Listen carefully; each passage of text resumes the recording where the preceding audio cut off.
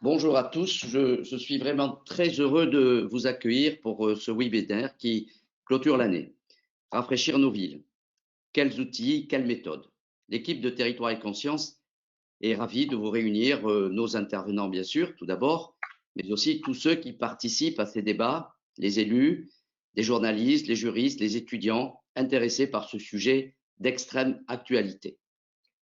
Le Conseil supérieur du notariat est à l'initiative de Territoire et Conscience avec l'objectif de partager les idées des notaires qui sont souvent développées lors des congrès des notaires de France et transformées en propositions destinées à nos parlementaires. En fait, toutes ces questions sont aussi abordées par les 16 000 notaires qui occupent nos territoires urbains, ruraux, de grandes métropoles, qui écoutent et accompagnent les 20 millions de Français qui poussent chaque année les portes de nos études. Par exemple, le contenu de nos actes de vente est un baromètre indispensable pour ceux qui veulent connaître l'évolution de l'immobilier. Nous alimentons des bases de données précises et complètes sur les prix, sur les volumes, les profils, des bases de données qui déterminent aussi la qualité des logements. Une étude récente basée sur les informations données par les notaires et publiée par Le Point détaille, région par région, la différence des prix entre un logement dont le DPE est bien classé en A ou B par rapport à un autre logement mal classé en E, F ou G. Le premier pourra être vendu jusqu'à 16% plus cher que le second. Nous y apprenons par exemple que sur les 30 millions de résidences principales, 17% seraient des passoires énergétiques. Ce taux passerait à 27% pour les résidences secondaires, à 32% pour les résidences secondaires et 27% pour les logements vacants. Vous le voyez, par les 4 millions d'actes qu'ils reçoivent chaque année, par les conseils qu'ils donnent quotidiennement, les notaires sont au cœur des territoires. Un autre exemple, le Congrès des notaires de France, dont les sujets ont toujours une approche sociétale attachée à notre territoire.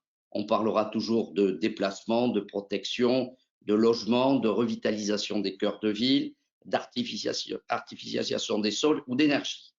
Alors, pour expliquer, échanger sur tous ces sujets, nous débattons, comme aujourd'hui, avec d'autres experts. Il n'y a pas d'idéologie dans notre démarche, nous nous basons sur des constats et des propositions. Nous avons ainsi présenté des colloques et des webinaires dont les thèmes ont toujours été collés à l'actualité, comme aujourd'hui, pour enrichir le contenu et la production intellectuelle que vous trouverez sur le site de Territoire et Conscience. Après 2 colloques sur l'agriculture urbaine et la revitalisation des cœurs de ville, nous avons présenté plusieurs webinaires sur l'international, territoire et personnes d'ici et d'ailleurs, sur l'urbanisme commercial, la rénovation des friches industrielles pour compenser l'artificialisation des sols, sur l'exode urbain, mythe ou réalité. Nous avons aussi présenté un colloque l'année dernière sur le thème de la transition énergétique. J'ai eu l'occasion de rappeler 2 propositions issues de congrès récents.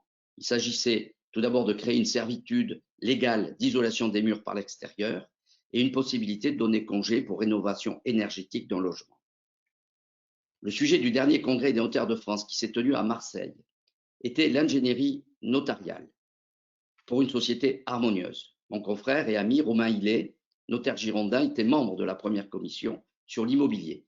Il intervient aujourd'hui pour nous en parler au regard de notre sujet sur le rafraîchissement des villes.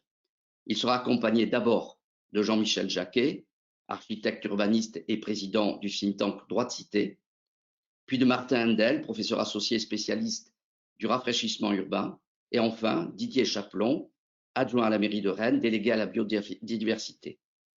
Je tiens à saluer chaleureusement nos intervenants avec lesquels nous allons parler encore d'évolution climatique, particulièrement dans nos villes en surchauffe. C'était d'ailleurs le titre de LCP Le Mag début novembre. 2022 serait l'année la plus chaude jamais enregistrée. Alors, sans modification de nos comportements, nos villes, trop bétonnées, trop minérales, deviendraient invivables à l'horizon 2050. Comment adapter nos villes face au changement climatique? C'est ce dont nous allons parler avec ceux qui veulent penser la ville de demain. Avant de terminer, je voudrais remercier l'équipe de A Associés pour toute l'organisation de ce colloque, le groupe Monacier pour la mise à disposition technologique dont ils nous font profiter, et enfin notre délégué général Aymar de Germay, à qui je laisse la parole pour nous présenter plus amplement nos intervenants.